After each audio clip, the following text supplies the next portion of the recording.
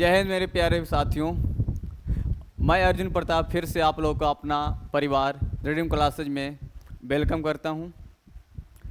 इसके पहले क्लास में हम लोगों ने देखा था मौलिक कर्तव्य और नीति निर्देश तत्व सिद्धांत, यानी अनुच्छेद 36 से लेकर अनुच्छेद 51 तक, और वही 51 के क में था हम लोग का मौलिक अधिकार, मौलिक कर्तव्य जिसमें 11 मौलिक कर्तव्य था, हम लोगों ने चला था।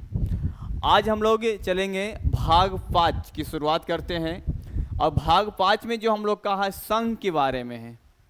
संघ यानी कि देश यानी भारत सरकार का जो भी पद है, महत्वपूर्ण जो पद है, इसमें उसकी चर्चा मिलेगा हम लोग का, जो पूरे देश को देखेगा, यानी पूरा हिंदुस्तान को देखरेख करने वाला जो पद है, उसकी चर्चा हम लोग इसमें करेंगे। जैसे राष्ट्रपति की चर्चा हो जाएगा, जैसे कि हम लोग का राष्ट्रपति की चर्चा हो जाएगा, उपराष्ट्रपति की चर्चा हो जाएगा, राष्ट्रपति की चर्चा हो जाएगा, इसमें उपराष्ट्रपति की चर्चा हो जाएगा, इसमें प्रधानमंत्री का चर्चा मिलेगा, इसमें सुप्रीम कोर्ट का चर्चा मिलेगा, इसमें सीएजी का चर्चा मिलेगा, इसमें महान्यायवादी का चर्चा मिलेगा, इसमें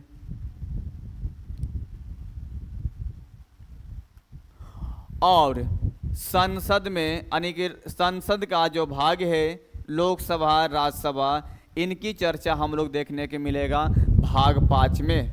यानी सिंपल से बात में कहें तो भाग 5 में हम लोग देश के बारे में जानकारी प्राप्त करेंगे। हिंदुस्तान में जो महत्वपूर्ण पद है, उसकी किस प्रकार से निर्वाचन होती है, किस प्रकार से पद भरा जाता है, उन सब प्रतिक्रिया को हम लोग यहाँ पे देखेंगे। चलिए, सबसे पहले भाग 5 हम लोग का अनुच्छेद 52 से लेकर अनुच्छेद 151 के बीच है। भाग 5 हम लोग का अनुच्छेद 52 से लेकर अनुच्छेद 151 के बीच है। ज़्यादा भाग होने की वजह से, अनुच्छेद ज़्यादा होने की वजह से इसमें हम लोग कह सकते हैं कि एक तो नहीं, 2-3 क्लासें चल सकती है भाग 5 में। बस भाग 5 और भाग 6 यही 2 भाग है जो बहुत ज़्यादा डिफरेंट में इनमें अनुच्छेद पाए जाते हैं। तो चलिए हम लोग शुरू करते हैं भाग 5। तो देखिए, भाग 5 में जो सबसे पहले अनुच्छेद में जो आता है हम लोग का, उसमें सबसे पहले राष्ट्रपति जी का चर्चा आता है, क्योंकि हमारे देश का सबसे महत्वपूर्ण हिस्सा में से एक है कौन सा, हमारे प्रेसिडेंट, हमारे राष्ट्रपति। एक तरह से कह सकते हैं राष्ट्रपति के बारे में कहा जाता है, इनके बारे में जानकारी प्राप्त कर लेते हैं थोड़ा बहुत। एक देश का प्रथम नागरिक होता है राष्ट्रपति, जो है हमारे देश का प्रथम नागरिक है, प्रथम नागरिक है। और दूसरी बात में हम बात कहें तो हमारे राष्ट्रपति साहब जो है, हमारे राष्ट्रपति साहब जो है वो देश का सेनापति भी है, देश का सेनापति भी है, देश का सेनापति भी कौन है, हमारे राष्ट्रपति साहब है। देश का प्रथम नागरिक की बात करेगा तो हमारा राष्ट्रपति जी हैं, देश का सेनापति की बात करेगा तो हमारे राष्ट्रपति साहब हैं। अब हम इनके बारे में बहुत से बातें हैं जो हम अनुच्छेद बाय अनुच्छेद देखने का प्रयास करते हैं। जब इनके अनुच्छेद हो जाएगा उसके बाद एक ट्रिक मार देंगे जिनमें सभी अनुच्छेद को एक बार में लेकर चलाएंगे। चलिए देखते हैं हम लोग। पहला अनुच्छेद 52 है। अनुच्छेद 52 में क्या कहा जाता है, जिन बातों पे ध्यान दीजिएगा। इसमें कहा गया है अनुच्छेद 52 में, अच्छा दूसरी एक बात है और, कि राष्ट्रपति का जो पद है ये लाया कहाँ से गया है, तो इनका जो पद लाया गया है वो USA यानी अमेरिका से लाया गया। कहाँ से लाया गया, अमेरिका से। यही बात करेगा उपराष्ट्रपति का पद कहाँ से लाया गया है, वो भी अमेरिका से लाया गया है। जबकि इससे तो आप लोग एक बात बताइए, कमेंट में जल्दी से बता दीजिएगा कि मौलिक कर्तव्य कौन सा देश से लाया गया था। मौलिक कर्तव्य कौन सा देश से लाया गया था, इन बातों को भी आप बताने का प्रयास कीजिए। चलिए हम लोग यहाँ शुरू करते हैं। अनुच्छेद 52, अनुच्छेद 52 में कहा गया है कि भारत एक देश है, भारत एक देश है तो भारत के पास एक राष्ट्रपति होना चाहिए, भारत में एक राष्ट्रपति होना चाहिए, एक राष्ट्रपति होना चाहिए।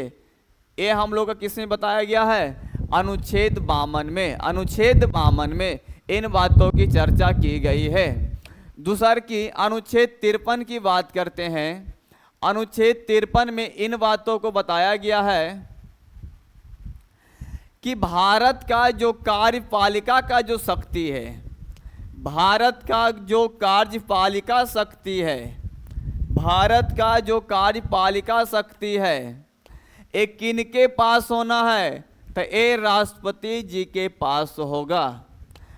यानी कि कानूनी अधिकार से जो है, संविधान के अनुसार से कार्यपालिका शक्ति जो है वो राष्ट्रपति जी के पास है। लेकिन राजनीतिक अधिकार से हम लोग देखते हैं तो ये अधिकार हमारे प्रधानमंत्री के पास है, क्योंकि हमारे देश से बाहर कोई भी समझौता करने के लिए जाएंगे तो कौन जाएगा, प्रधानमंत्री। क्योंकि एक तरह से माने तो हमारे भारत का जो संविधान है वो हम अपने राष्ट्रपति जी को एक राजा के तहत मानते हैं, और किसी भी राजा को दूसरे देश में जाना अच्छी बातें नहीं होती है। क्या पता वहाँ पर गिरफ्तार कर लिया जाएगा या उन्हें मार दिया जाएगा। और पहले के बारे में हम लोग लोकतंत्र हो गए कि राजा हम लोग को हटाते रहते हैं। पहले क्या था कि एक राजा अगर मरा गया किसी दूसरे राज्य के माध्यम से, तो उस राज्य पर जो मरा हुआ राजा है उसका राज्य दूसरे राज्य के अधीन हो जाता था। लेकिन अब तो ऐसा बातें नहीं, अब लोकतांत्रिक बातें, तो ऐसे नहीं घटना घटती है।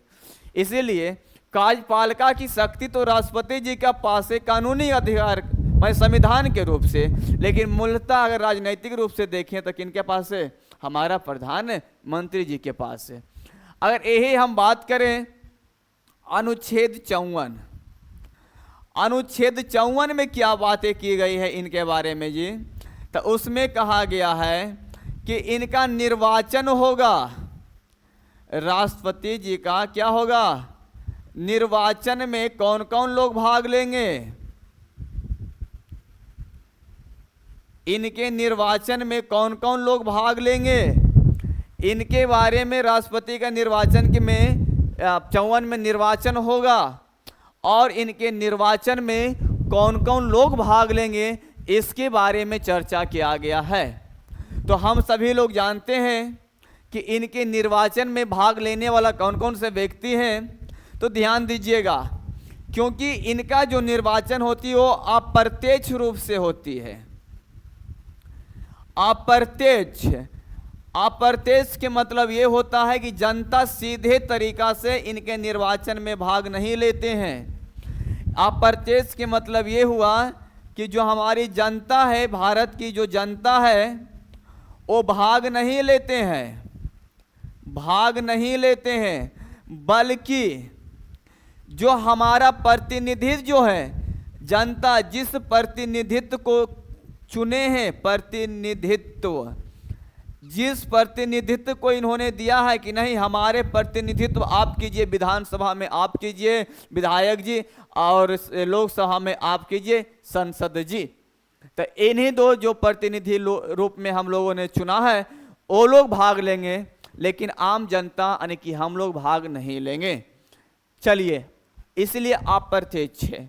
कौन कौन से व्यक्ति भाग लेंगे वो भी हम लोग देख लेते हैं। राष्ट्रपति जी का निर्वाचन में कौन कौन से व्यक्ति भाग लेंगे, निर्वाचन में कौन कौन सा व्यक्ति भाग लेंगे।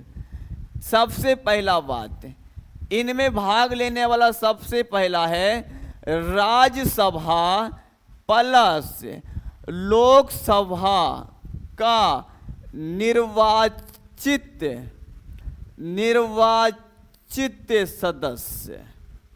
सदस्य यानी कि 22 सदस्य जिनका चुनाव होकर आया है, और राज्यसभा का हो या लोकसभा का हो, उन्होंने इसमें भाग लेने का प्रावधान रखा गया है। किसमें? राष्ट्रपति के निर्वाचन में। जो मनोनीत हुए हैं, यानी राष्ट्रपति के द्वारा जो मनोनीत किया गया है, संसद जो भी हैं, उनको इसमें भाग लेने का अधिकार नहीं है। आगे हम लोग देखते हैं 2 नंबर, सभी राज्यों के एमएलए यानी जो विधायक हुए, वो भी कहाँ वाला? तो सिर्फ विधानसभा वाला जो विधायक है सभी राज्यों का, वो भाग लेंगे इसमें। सभी राज्य के विधानसभा का जो विधायक होंगे वो राष्ट्रपति जी का चुनाव में भाग ले सकते हैं। वहीं केंद्र शासित प्रदेश में 2 राज्यों के लिए है। कौन कौन जी? तो एक दिल्ली वाले जो हैं वो भाग लेंगे, और एक पुडुचेरी वाले भाग लेंगे। पुडुचेरी वाला भाग लेंगे। 2 ही केंद्र शासित प्रदेश वाला भाग लेते हैं, एक दिल्ली वाला लेते हैं, एक पुडुचेरी वाला लेते हैं। ये भी पहले नहीं थे, ये 1992 ईस्वी से लेना शुरू किए हैं। 1992 ईस्वी से लेना शुरू किए हैं। कौन से संशोधन द्वारा? तो 17वें संशोधन द्वारा 1992 ईस्वी से लेना शुरू किए हैं। कहाँ? दिल्ली और पांडुचेरी 2 केंद्र शासित प्रदेश ने भाग लेना शुरू किए हैं।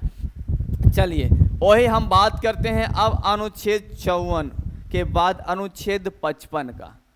अनुच्छेद 55 का, तो इसमें क्या बात कहा गया है? 55 में कि राष्ट्रपति का निर्वाचन की प्रावधान की बात किया गया है। यानी निर्वाचन की प्रक्रिया, निर्वाचन का प्रावधान, या तो कह सकते हैं कहीं कहीं कोटा लिखा हुआ आएगा। कोटा, तो कोटा के मतलब ही समझिएगा अनुच्छेद 55 की बात कर रहा है। कोटा मतलब होता है एकल संग्रह, चलिए निर्वाचन का प्रावधान है कितना में? 55 में। देखिए प्रावधान में इनका में 1-2-3 महत्वपूर्ण बातों पे ध्यान देनी होती है। पहला बात यह है कि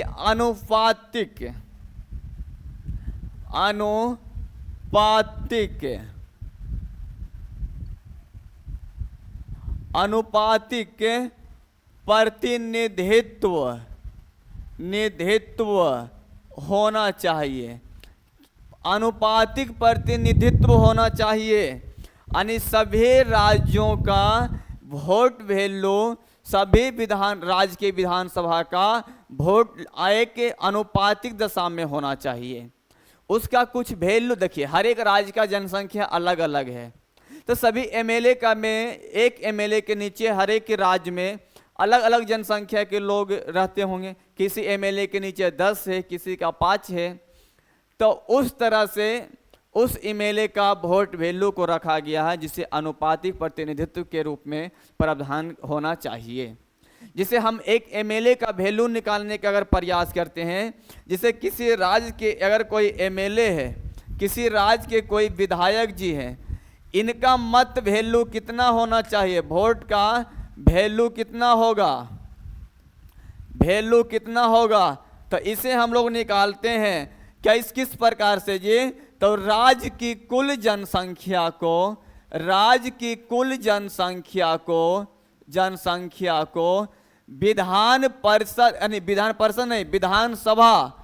विधानसभा की कुल निर्वाचित सीटों से, यानी कुल एमएलए गुना 1000 कर देने के बाद जो हम लोग का वैल्यू आता है, जो हम लोग का मान आता है, वही हम लोग का क्या कहलाता है? एमएलए का वोट वैल्यू कहलाता है। राष्ट्रपति जी का चुनाव में जब कोई एमएलए भाग लेते हैं, तो हर अलग अलग राज्यों का एमएलए का वैल्यू अलग अलग रहता है। अगर हम बिहार की बात करेंगे तो इसका वैल्यू अलग रहेगा, यूपी की बात करेंगे इसका वैल्यू अलग रहेगा, और दक्षिणी भारत की बात करेंगे तो उनमें भी इनका वैल्यू क्या मिलेगा, अलग देखने को मिलेगा। यानी कह सकते हैं कि एमएलए का जो वोट वैल्यू का जो मान है यहाँ पर अलग देखने को मिलता है। और दूसर की बातों में हम लोग कह सकते हैं, जिससे अभी वर्तमान में हम लोगों ने कोटा कहा था कि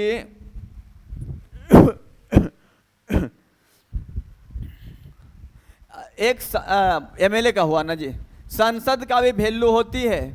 संसद का वोट का वैल्यू किस प्रकार से निकालेंगे जी, संसद का मत का वैल्यू, संसद की मत का वैल्यू, इसमें अगर हम बात करते हैं तो देखिए ध्यान से, इसमें सिंपल से है, एक संसद के वैल्यू कितना होगा, तो सभी एमएलए यानी पूरा राज्य के एमएलए का जो वोट वैल्यू है, जो वोट वैल्यू है उसको कुल निर्वाचित एमपी से भाग दे देंगे, एमपी से भाग दे देंगे तो हम संसद का यानी एमपी का वोट वैल्यू निकल जाएगा। समझिए ना, ये दोनों वोट वैल्यू को निकालना। एमएलए का वोट वैल्यू किस प्रकार निकलेगा, राज्य की जनसंख्या बटा उस राज्य में कुल एमएलए यानी कितना विधायक चुने गए हैं गुना 1000 कर देना है। संसद का वैल्यू कैसे निकालेंगे, सभी राज्य यानी 2800 राज्य और 2 केंद्र शासित प्रदेश मिलाकर जो विधायक का वैल्यू आया है उन सभी वैल्यू को एक साथ ले आना है और संसद के जो संख्या है 543 उससे भाग दे देंगे। उसके बाद जो मान आएगा वो एक संसद का वोट वैल्यू होता है, एक संसद का वोट वैल्यू होता है। अब आगे की ओर हम लोग देखते हैं। देखिए आगे इन्हीं का है दूसर का। निर्वाचन की विधि में एक होती है राष्ट्रपति का एकल संक्रमणीय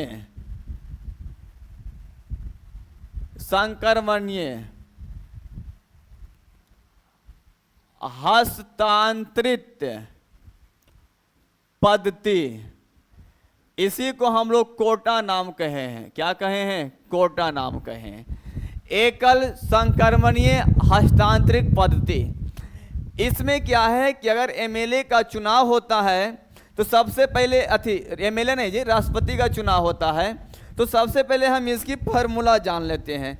इसकी फार्मूला क्या है जी, तो कहता है एक निश्चित वैल्यू निकालना है, एक निश्चित मत निकालना है, निश्चित मतों का भाग बराबर।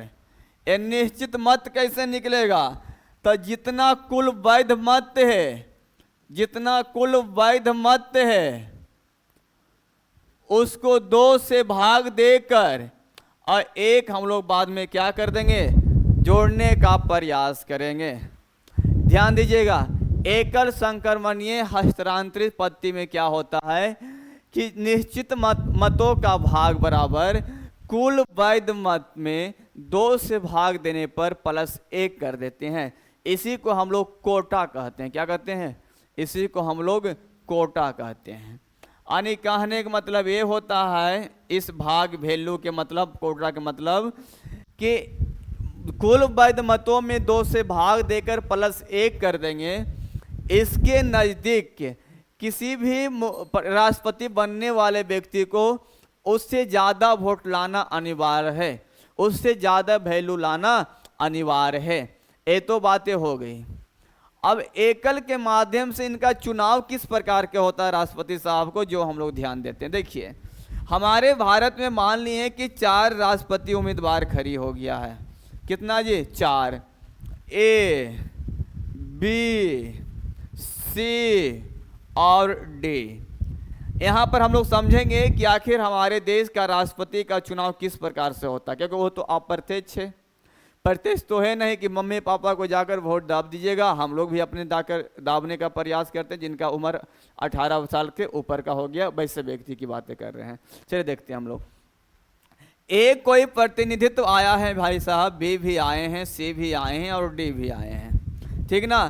तो यहाँ पर हम लोग का जो संसद रहेगा वो अपना मोहर लेकर आएंगे मारने के लिए, पर्ची दिया जाएगा कि मारिए।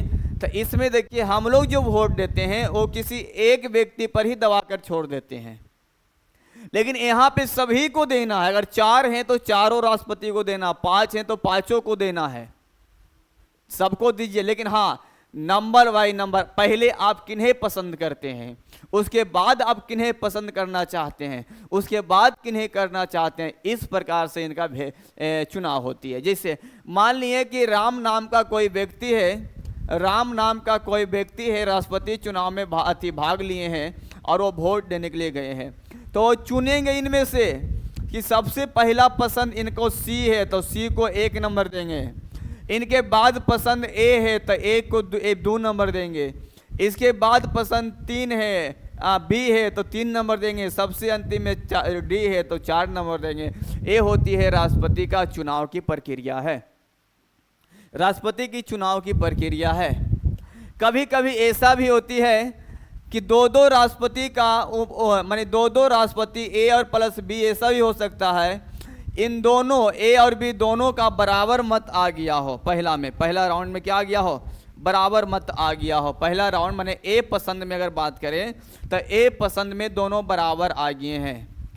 अब इनका बी पसंद देखा जाएगा दोनों का कि बी पसंद में सबसे ज़्यादा कौन है, दूसर का पसंद में सबसे ज़्यादा कौन है।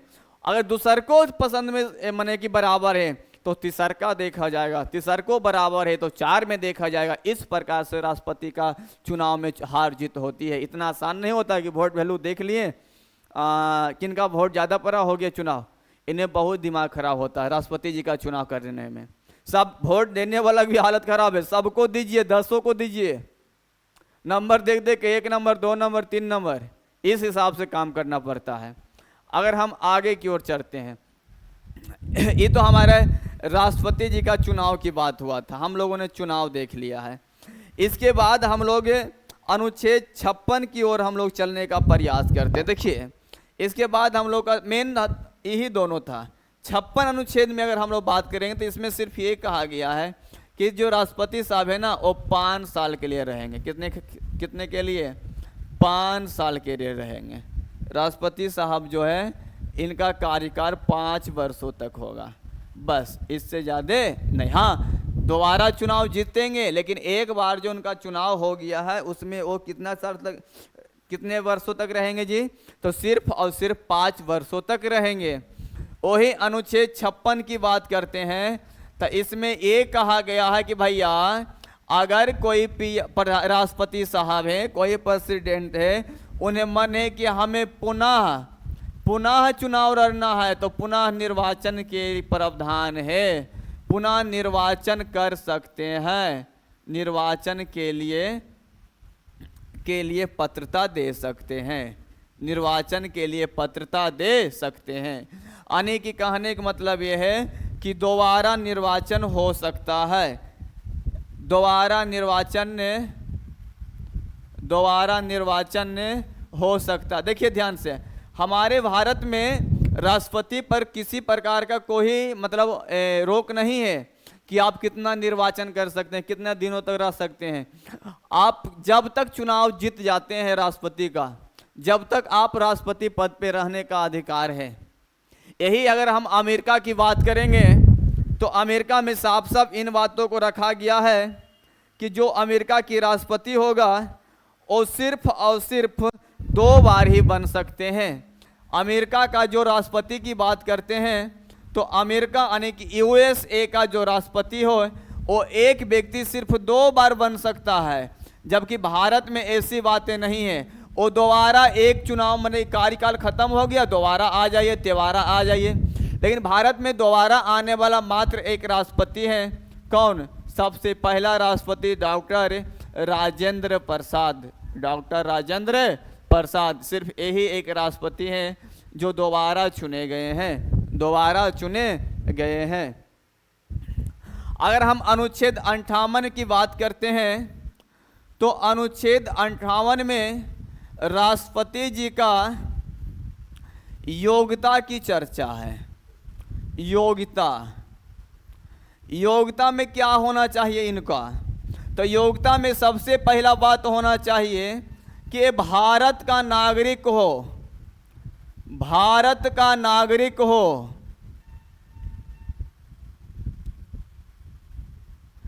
दूसर की बातें उस संसद के किसी भी सदन का सदस्य बनने योग्य हो,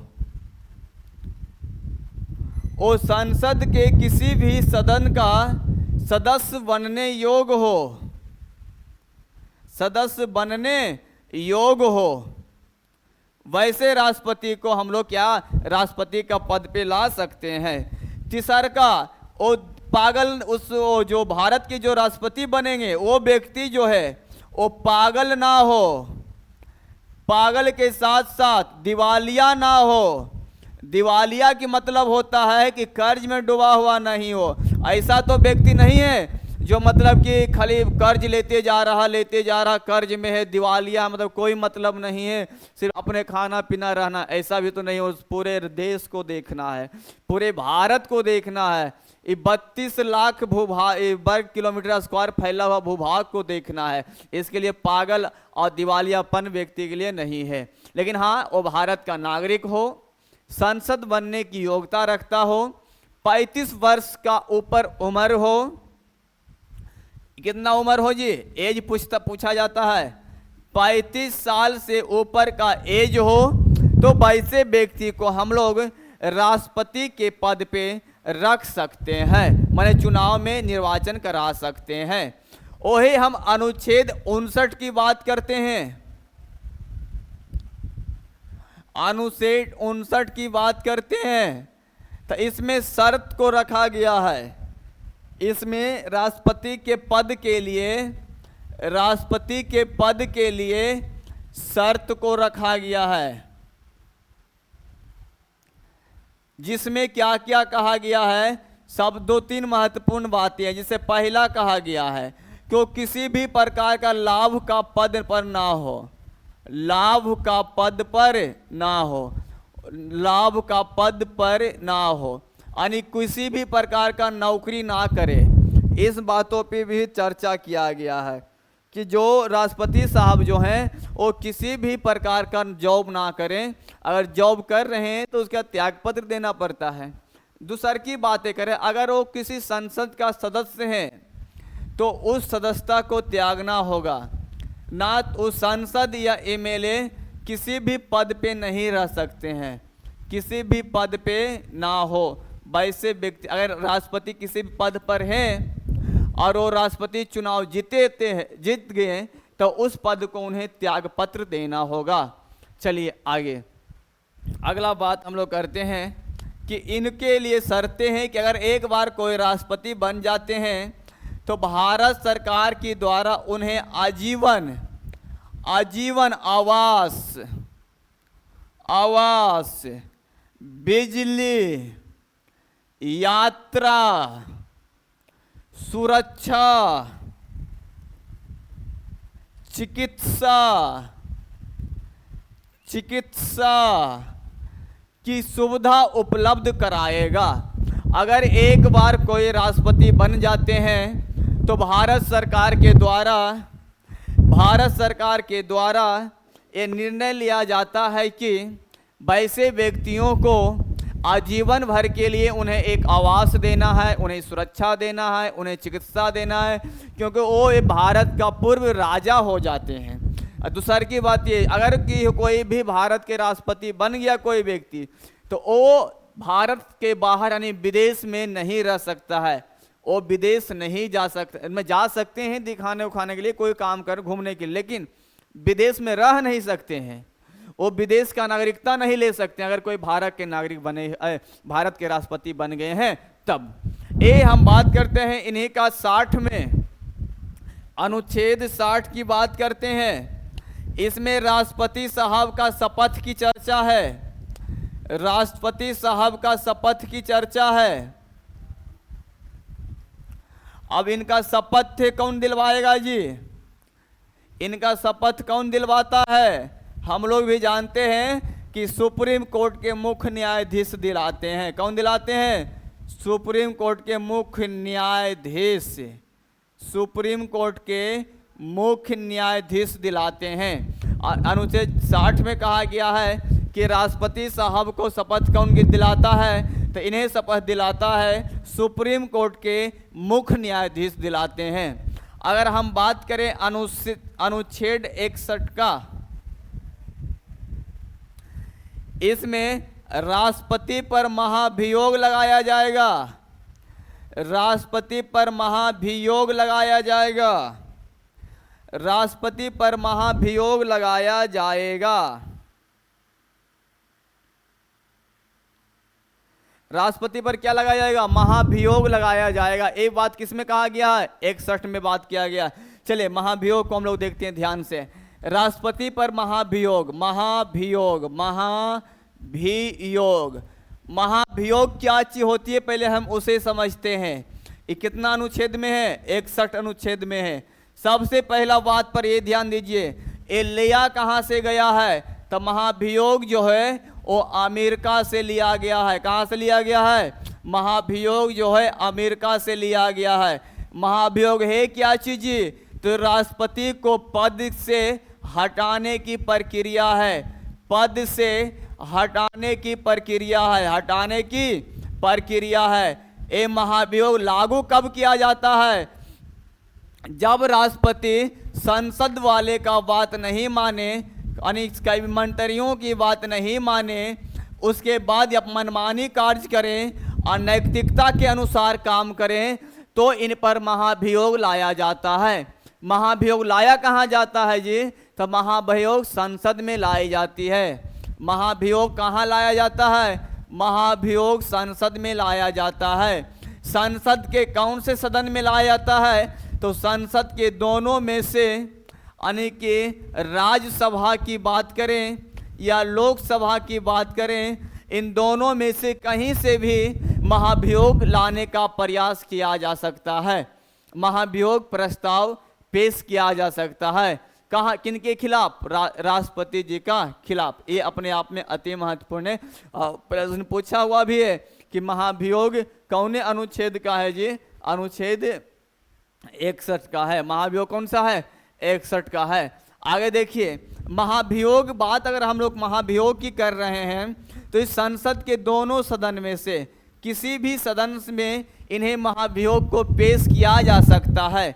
किसी भी सदन में से महाभियोग को पेश किया जा सकता है, लेकिन इनमें कुछ बातें हैं। जैसे अगर हम महाभियोग किसी भी सदन से, राज्यसभा का हो या लोकसभा सा है, मान लिए कि महाभियोग हम पेश कर लिए हैं, तो सबसे पहला बात ये ध्यान देना होगा, सबसे पहला बात ये ध्यान देना होगा कि महाभियोग पेश करते वक्त जिस सदन से पेश किया जा रहा है, जिस सदन में पेश किया जा रहा है, पेश किया जा रहा है, उस सदन का 1/4 सदस्य, 1/4 सदस्य, जिस सदन में पेश किया जा रहा है उसका 1/4 सदस्य, 1/4 सदस्य पहले ही लिखित घोषणा करें।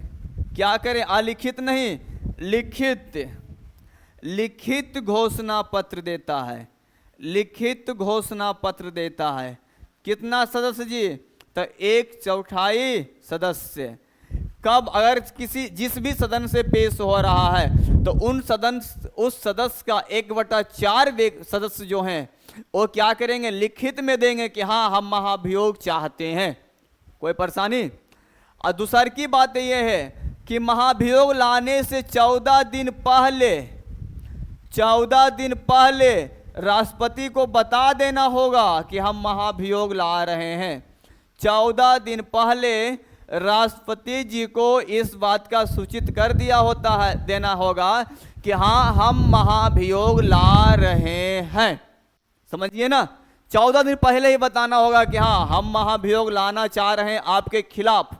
और कम से कम 1/4 सदस्य का क्या होना है? लिखित में होना है कि हम सब मिल के महाभियोग ला रहे हैं, महाभियोग ला रहे हैं। अगला, अब पारित होने की बात है तो जिस भी सदस्य में जाएगा महाभियोग का ये परिणाम, उसका 2/3 भाग सदस्य, 2/3 भाग सदस्य के समर्थन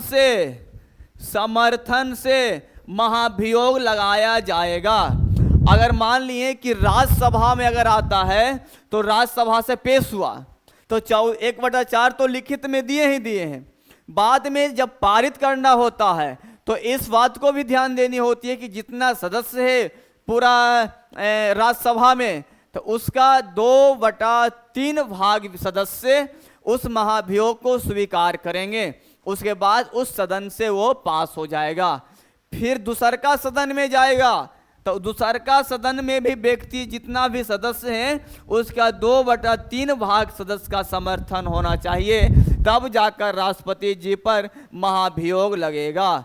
महाभियोग लगेगा तब जाकर राष्ट्रपति जी पर क्या लगेगा? महाभियोग लगाया जाएगा। चलिए, कोई परेशानी यहाँ तक? कोई परेशानी नहीं है। राष्ट्रपति से संबंधित एक और अनुच्छेद बचा है, अनुच्छेद 62।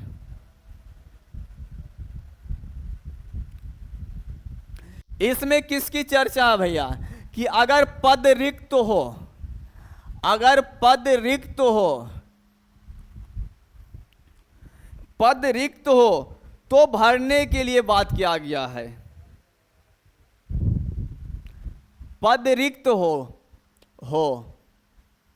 जाए तो हम किस प्रकार से भर सकते हैं? देखिए, पहला बात कि पद रिक्त कब होगा? तो पहला बात पद रिक्त ये होगा कि जब उनका कार्यकाल का समय पूर्ण हो गया होगा। कार्यकाल का समय क्या हो गया होगा? पूर्ण हो गया होगा, तब पद रिक्त हो जाएगा। दूसर की बातें हैं कि राष्ट्रपति त्याग पत्र दे दिए हो, राष्ट्रपति साहब जो क्या दे दिए हैं? त्याग पत्र दे दिए हैं, तब उनका पद रिक्त हो जाएगा। तीसर की बातें हैं अगर उन पर महाभियोग लगाया गया होगा तब भी उनका पद महाभियोग, तब भी उनका पद क्या हो गया? रिक्त हो गया है। चौथा है कि अगर कार्यकाल के समय अचानक उनकी मृत्यु हो गई हो, और कार्यकाल के समय अचानक उनकी क्या हो गई हो? मृत्यु हो गई हो, तब भी क्या है? मतलब कि इनका पद रिक्त हो जाएगा। अब 5 में क्या कहता है? मतलब आकस्मिक रूप से किसी विशेष परिस्थिति में, किसी विशेष परिस्थिति में हो सकता है राष्ट्रपति जी का पद रिक्त हो सकता है। जैसे राष्ट्रपति बाहर घूमने चले गए हैं तब भी राष्ट्रपति का पद रिक्त हो जाएगा।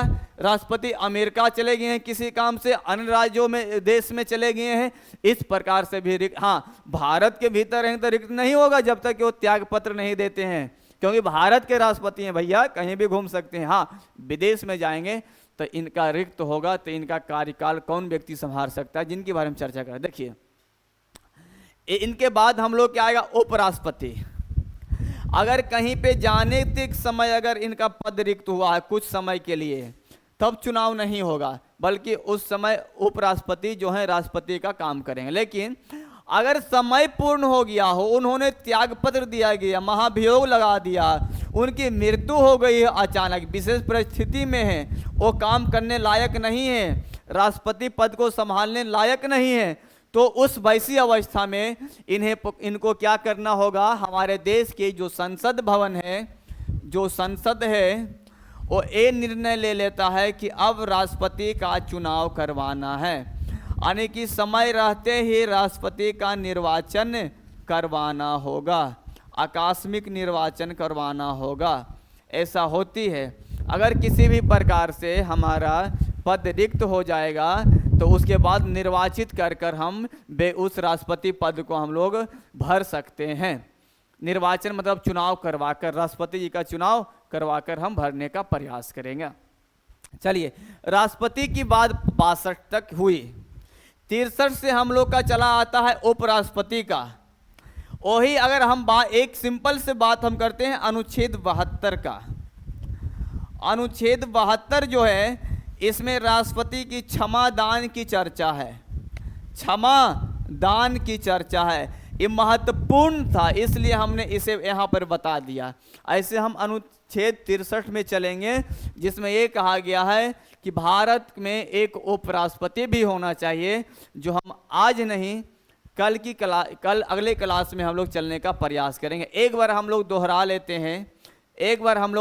लेते हैं सभी को, उसके बाद हम एक ट्रिक देंगे जिससे सब आद हो जाएगा। पहला, अनुच्छेद 52 में क्या कहा गया था? अनुच्छेद 52 में भारत का एक राष्ट्रपति होना चाहिए। अनुच्छेद 53 में क्या कहा गया है कि कार्यपालिका की जो शक्ति है वो राष्ट्रपति जी का पास होना चाहिए। 54 में क्या कहा गया है कि राष्ट्रपति जी का निर्वाचन होना चाहिए।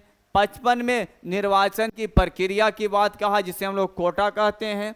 56 में कहा गया है उनका कार्यकाल 5 वर्षों का होना चाहिए। 57 में कहा गया है कि भैया अगर राष्ट्रपति साहब हैं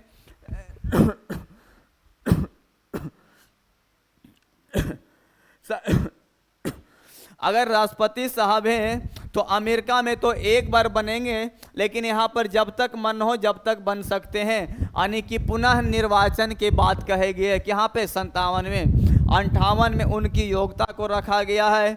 और यही 59 में बात करें तो उनकी शर्त पद के लिए कुछ शर्त रखे गया है। और वही 60 में बात करें तो राष्ट्रपति का शपथ की चर्चा है। 61 में बात करें तो उन पे महाभियोग लगाया जाएगा, महाभियोग लगाया जाएगा। इन बातों की चर्चा हम लोग के बीच है। एक सिंपल से ट्रिक से हम लोग इसे याद रख सकते हैं। जैसे ट्रिक क्या है जी?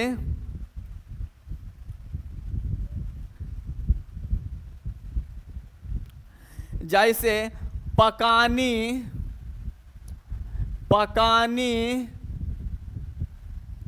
कोका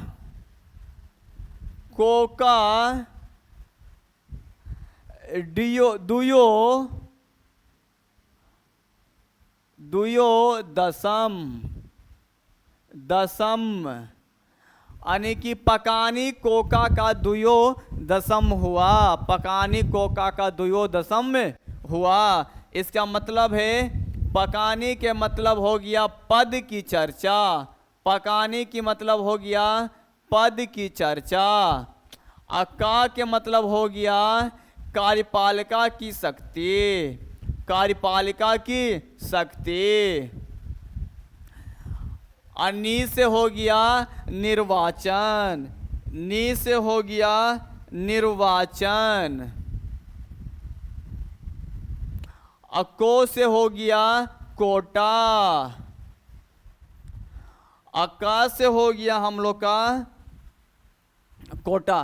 का से हो गया उनका पुनः कार्यकाल। और दो से हो गया दोबारा निर्वाचन। यो से हो गया योग्यता, दशाएं, शर्तें और महाभियोग। चलिए आज के लिए इतना ही। जय हिंद, जय भारत। फिर पुनः मिलेंगे अगले क्लास में।